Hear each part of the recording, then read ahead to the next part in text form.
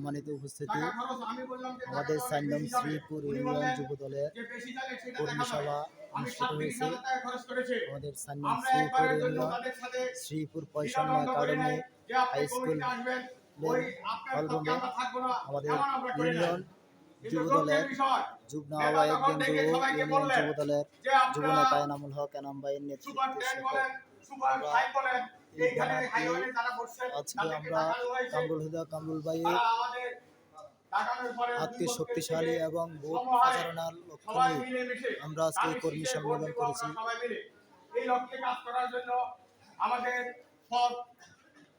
আমরা সৎ প্রতিযোগিতা থাকতে পারে, আমাদের প্রতিহিংসা থাকার কোনো কথা ছিল না, কিন্তু তারা খসড়া একটা তৈরি করেছেন যে কমিটি, যে আমাদেরকে বাদ দিয়ে তারা এখন দেখি নীল নকশা তৈরি করেছেন। এটার জন্য আমরা তীব্র প্রতিবাদ জানাই।